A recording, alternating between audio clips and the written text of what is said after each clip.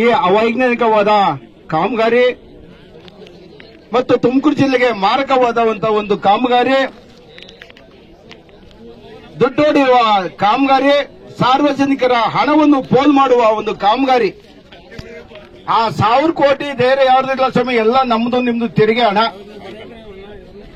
ಆ ತೆರಿಗೆ ಹಣದಲ್ಲಿ ಲೂಟ್ ಹೊಡೆಯೋಕ್ಕೋಸ್ಕರ ಏನು 70ನೇ ಗೇಟಿಂದ 169 ಗೇಟ್ವರೆಗೂ ಸರಿ ಸುಮಾರು 90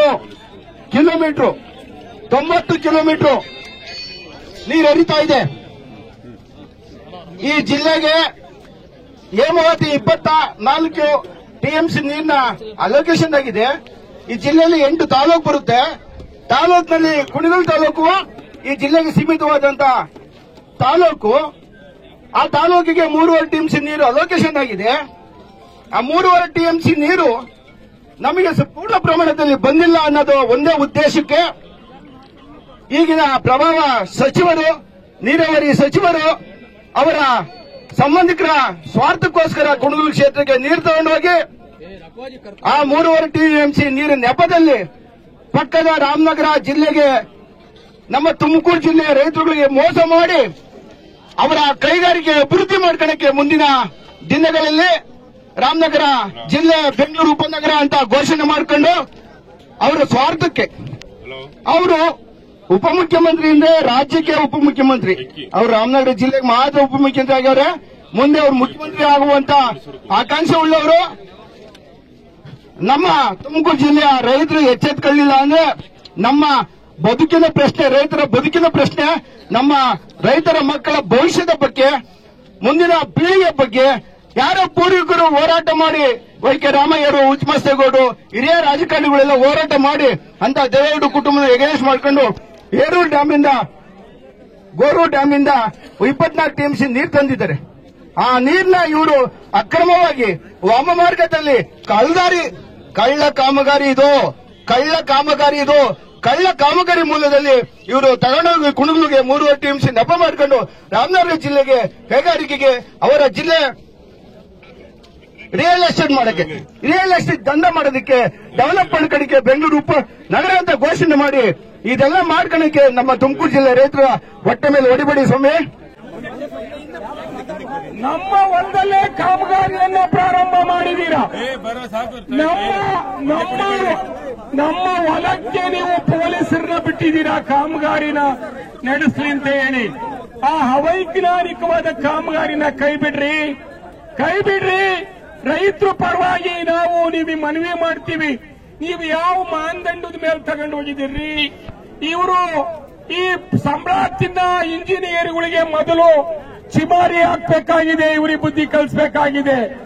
ಯಾವ ಆಧಾರದ ಮೇಲೆ ನೀವು ಇನ್ನೊಂದು ಕಾಮಗಾರಿಗೆ, ಇನ್ನೊಂದು ಮುಖ್ಯ ಚಾನಲ್ಗೆ ನೀವು ಅವಕಾಶ ಮಾಡಿಕೊಟ್ರಿ? ಸರ್ಕಾರ ಹೇಳುತ್ತೆ ಅಂತ ಹೇಳಿ ಏನ್ ಬೇಕಾದ್ರೂ ಬರ್ಕೊಡ್ತೀರಿ ಅಂದ್ರಿ. ನಿಮ್ದು ಅಲೋಕೇಶನ್ ಎಷ್ಟೈತ್ರಿ? ನಿಮ್ಮ ಸಾಧಕ ಬಾಧಕಗಳೇನವ್ರಿ? ನಾವೇನ್ ರೈತರು ಓದಿಲ್ಲ ಅಂದ್ರು ಏನಾಗಿದೆ? ಏನ್ ಹೇಮಾವತಿ ಅಲೋಕೇಶನ್ ಕ್ಲೋಸ್ ಆಗಿದೆ, ಅದ್ರದ್ದು ಏನ್ ನೀರಿದೆ ಅದು ಪೂರಾ ಕ್ಲೋಸ್ ಆಗಿದೆ.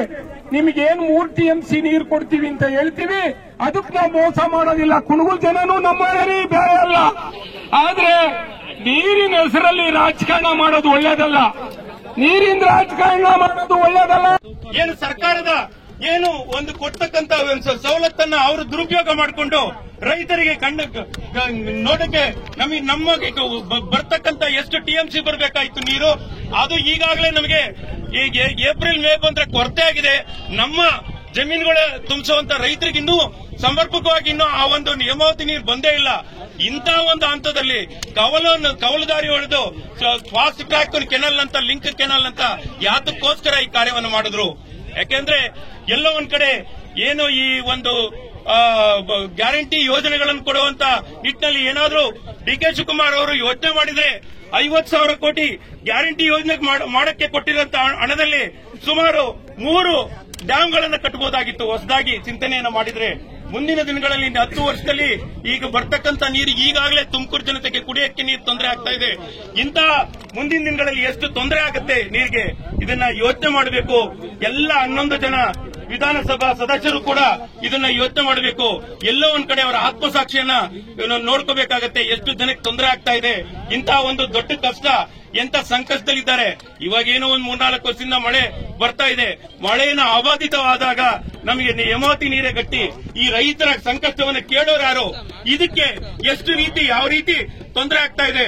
ಇಂತಹ ಒಂದು ಸಂಕಷ್ಟದಲ್ಲಿ ಇರ್ತಕ್ಕಂಥ ಟೈಮ್ನಲ್ಲಿ ಎಲ್ಲೋ ಒಂದ್ ಕಡೆ ನಾವು ಡಿಸಿಎಂ ಆಗಿದ್ದೀವಿ, ಒಳಗಿಂದೊಳಗಡೆ ಬೇರೆ ಅಭಿವೃದ್ಧಿ ಕಾರ್ಯಕ್ಕೆ ದುಡ್ಡಿಲ್ಲ. ಆದ್ರೆ ಲಿಂಕೆನರ್ ಕಾಂಟ್ರಾಕ್ಟ್ಗೆ 750 ಕೋಟಿಗೂ ಹೆಚ್ಚು ಅನುದಾನವನ್ನ ಕೊಟ್ಟು ಒಳಗಿಂದೊಳಗಡೆ ಅಧಿಕಾರವನ್ನು ದುರುಪಯೋಗ ಪಡಿಸಿಕೊಂಡು ಎಲ್ಲ ಅಧಿಕಾರಿಗಳಾಗ್ತಾ ಒಳಗಿಂದೊಳಗಡೆ ಕೆಲಸ ಮಾಡ್ತಾ ಇರ್ತಕ್ಕಂಥದ್ದು. ಇದು ಯಾವ ನ್ಯಾಯ? ದಯಮಾಡಿ ಮುಂದಿನ ದಿನಗಳಲ್ಲಿ ಇದನ್ನ ನಮ್ಮ ಹೋರಾಟ, ನಾವು ನಿಮ್ ಜೊತೆ ಇರ್ತೀವಿ, ಹೋರಾಟವನ್ನ ಮಾಡೋಣ. ಈ ಒಂದು ಏನು ನಮಗೆ ಕೆನಾಲ್ ಕಾಮಗಾರಿಯನ್ನು ಸಂಪೂರ್ಣ ನಿಲ್ಲಿಸೋವರೆಗೂ ಹೋರಾಟ ಮಾಡೇ ಮಾಡ್ತೀವಿ ಅಂತ ಹೇಳ್ತಾ ಇದ್ದೀನಿ. ನಾವೆಲ್ಲರೂ ಕೂಡ ನಿಮ್ ಜೊತೆ ಕೈ ಜೋಡಿಸ್ತೀವಿ. ನಮ್ಮ ರಕ್ತ ಬೇಕಾದ್ರೆ ಕೊಟ್ಟೆವ ನೀರನ್ನು ಕೊಡಲ್ಲ. ದಯಮಾಡಿ ನಿಮ್ ಜೊತೆಗೆ ನಾವು ಇರ್ತೀವಿ. ಈ ಹೋರಾಟವನ್ನ ಯಶಸ್ವಿ ಆಗೋವರೆಗೂ ಹೋರಾಟ ಮಾಡೋಣ ಅಂತ ಹೇಳ್ತಾ ನನಗೆ ಮಾತನಾಡೋ ಅವಕಾಶ ಮಾಡಿಕೊಟ್ಟಂತ ಎಲ್ಲ ರೈತ ಬಾಂಧವರಿಗೂ ವಂದಿಸುತ್ತಾ ನಾನು ಮಾತನ್ನು ಮುಗಿಸ್ತೀನಿ. ಇವತ್ತು 2 ವರ್ಷಗಳಿಂದ ನಾವು ವಿರೋಧ ಮಾಡ್ಕೊಂಡು ಬರ್ತಾ ಇದ್ದೇವೆ. ಅಸೆಂಬ್ಲಿಯಲ್ಲಿ ಮಾತಾಡಿದ್ದೇವೆ ಈ ಯೋಜನೆಯನ್ನು ನಿಲ್ಲಿಸಬೇಕು ಅಂತ ಹೇಳಿ. ಮತ್ತೆ ಪಾದಯಾತ್ರೆ ಮಾಡಿದ್ದೇವೆ. ನಿಟ್ಟೂರಿಂದ ಡಿಸಿ ಆಫೀಸರ್ಗೆ ಪಾದಯಾತ್ರೆ ಮಾಡಿದ್ದೇವೆ. ಹೋಮ್ ಮಿನಿಸ್ಟರ್ ಪರಮೇಶ್ವರ್ ಅವರ ಮನೆ ಮುಂದೆ ಕೂಡ ನಾವು ಪ್ರತಿಭಟನೆ ಮಾಡಿದ್ದೇವೆ. ಈ ಯೋಜನೆಯನ್ನ ಕೂಡಲೇ ನಿಲ್ಲಿಸಬೇಕು ಅಂತ ಹೇಳಿ ಜಿಲ್ಲಾ ಉಸ್ತುವಾರಿ ಸಚಿವರಿಗೆ ಹೇಳಿದ್ದೇವೆ, ರಾಜ್ಯ ಸರ್ಕಾರಕ್ಕೆ ಹೇಳಿದ್ದೇವೆ, ಸಿದ್ದರಾಮಯ್ಯ ಅವರಿಗೆ ಹೇಳಿದ್ದೇವೆ, ಡಿಕೆ ಶಿವಕುಮಾರ್ ಅವರಿಗೆ ಹೇಳಿದ್ದೇವೆ. ಎಲ್ಲ ಶಾಸಕರನ್ನ ಒಂದು ಮೀಟಿಂಗ್ ಕರೆದು ಆಗು ಹೋಗುಗಳನ್ನ ಚರ್ಚೆ ಮಾಡಿ ಆಮೇಲೆ ನಿರ್ಧಾರ ತಗೊಳ್ಳಿ ಅಂತ ಕೂಡ ಒತ್ತಾಯ ಮಾಡಿದ್ದೇವೆ. ಪರಮೇಶ್ವರ್ ಅವರು ಒಂದು ತಿಪ್ಪೇಸರದ ತರ ಮಾಡಿ ಒಂದು ಕಮಿಟಿ ತರ ವಿಧಾನಸೌಧದಲ್ಲಿ ಕರೆಸಿ ಆ ರಿಪೋರ್ಟ್ ಕೂಡ ಕೊಟ್ಟಿಲ್ಲ. ನಾವು ಕೆಡಿಪಿ ಮೀಟಿಂಗ್ ಆಯ್ತು, ಅಸೆಂಬ್ಲಿ ಗಲಾಟೆ ಮಾಡಿದ್ದಾಯ್ತು, ಪರಮೇಶ್ ಮನೆ ಮುಂದೆ ಪ್ರತಿಭಟನೆ ಮಾಡಿದ್ದಾಯ್ತು, ಪಾದಯಾತ್ರೆ ಮಾಡಿದ್ದಾಯ್ತು. ಇನ್ನು ಈ ಸರ್ಕಾರ ಸತ್ತಿ ಮಲಗಿದೆ. ಇದು ಇವತ್ತು ತುಮಕೂರು ಜಿಲ್ಲೆಗೆ ಮರಣ ಶಾಸನವನ್ನ ಬರೆದು ಇವತ್ತು ರೈತರ ಎದೆ ಮೇಲೆ ಸಾವಿನ ಮೇಲೆ ನೀರು ತಗೊಂಡು ಹೋಗುವಂತ ಕೆಲಸವನ್ನ ಈ ಸರ್ಕಾರ ಮಾಡ್ತಾ ಇದೆ. ನಾನಿವತ್ತು ಈ ಸರ್ಕಾರಕ್ಕೆ ಎಚ್ಚರಿಕೆ ಕೊಡ್ತಾ ಇದ್ದೇನೆ. ಇದೇನೇ ಇಲ್ಲಿ ಅಹಿತಕರ ಘಟನೆಗಳಾದ್ರೆ, ಇವತ್ತು ಕಾಂಗ್ರೆಸ್ ಸರ್ಕಾರ 71ನೇ ಇಸ್ವಿಯಲ್ಲಿ ಎಮರ್ಜೆನ್ಸಿ ಘೋಷಣೆ ಮಾಡಿತ್ತು ಇಂದಿರಾ ಗಾಂಧಿಯವರು. ಇವತ್ತು ತುಮಕೂರು ಜಿಲ್ಲೆ ಒಳಗಡೆ ಎಮರ್ಜೆನ್ಸಿ ಘೋಷಣೆ ಮಾಡಿ ನಾವಿವತ್ತು ಗುಬ್ಬಿಯ ನಿಟ್ಟೂರ್ ಹತ್ರ ಬೊಮ್ಮೇನಹಳ್ಳಿಯಲ್ಲಿ ನಾವು ಕೂತಿದ್ದೋ. ರಾತ್ರಿ ಬಂದು ನಮಗೆ ಮಾಹಿತಿ ಇತ್ತು ಪೊಲೀಸ್ನವರು ಬಂಧಿಸ್ತಾರೆ ಅಂತೇಳಿ.